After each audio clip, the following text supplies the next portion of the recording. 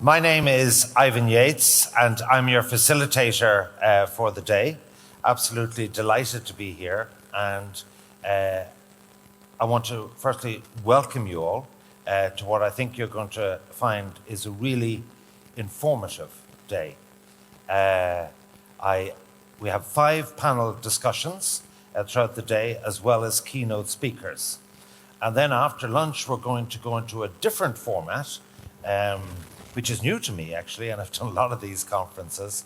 It's a roundtable format with an individual 5 different chairpersons, and then we're going to have a panel discussion with the chairpersons. So the whole point of today's ESG Summit is for you to interrogate, interact with it as much as possible.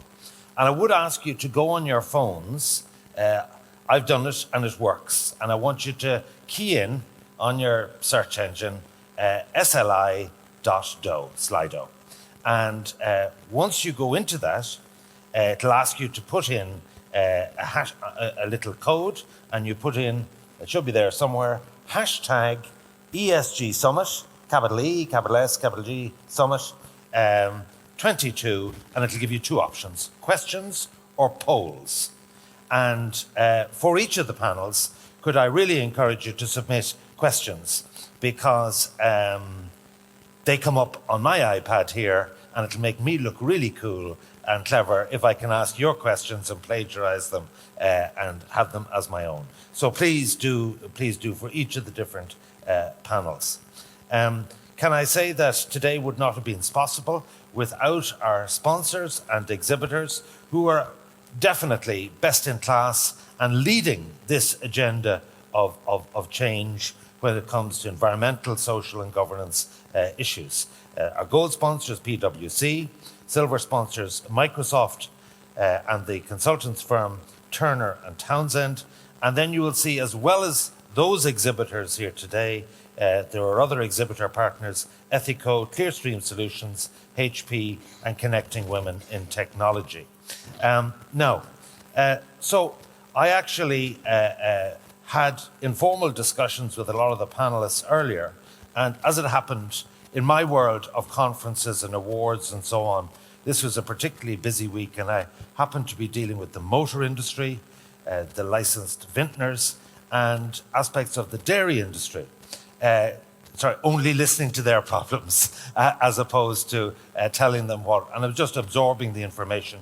And I was trying to relate that to the discussions that I had with these wonderful people here, and who are they're going to teach you what ESG means, how it applies to your company, and what you need to absorb to be both compliant and best in class. And I was trying to relate different people's. Last Thursday, I was here chairing the CIF AGM.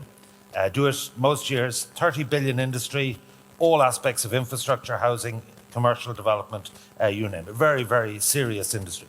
And I was wondering why people have difficulty engaging with this. And the first thing is that change is always resisted.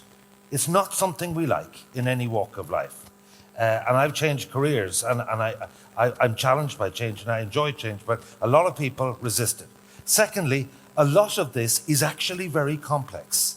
It's just, it cannot be reduced. Like, I was trying to work it out in my head, how can you explain the whole decarbonization thing? And at 4 a.m, it struck me. In the year 2000, we were all dependent on the combustion engine.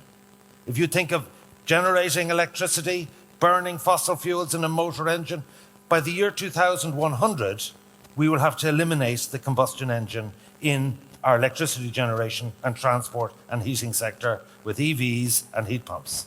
Go figure. So this is all inevitable change that we have to embrace. So it's change, and it's complex. And the second reason why people don't, just resist all this, is that it adds to cost. A lot of what we're going to do today is going to add to cost. And also, it's going to increase compliance. And I'm very involved in the building industry, and there's just layers and layers and layers of more compliance. To do with planning, to do with ecosystems, to do with biodiversity and so on, and it's just adding to cost. So I hope two things today. One, I can help bridge this gap between all this resistance and all of you people in the room who have to deal with this. And the second thing is, this is an area, and I'm used to dealing with anything, presenting radio and TV programs. This is an area completely overladen with acronyms. And when I do my communications training, I say, every time you use an acronym, it's a way of disconnecting with people. Because if I don't understand what SFDR means or Scope 3 means, I'm not going to say, hey, I don't understand that. And therefore, we're actually not going to connect at a deep level because I don't want to admit my ignorance. My job here today is to help you because I'm the idiot in the room. I don't understand anything, and I will facilitate you by asking, what's that? I don't understand it. So hopefully I'll make that as inclusive as possible. So we're going to start today because I've definitely learned from this whole area of ESG change will not come from the ground up. It will not come from SMEs. It's got to come from the top down. It's got to come from government. It's got to come from investors, procurers. They have got to lead the change from the top table of leadership. And so the first panel we're going to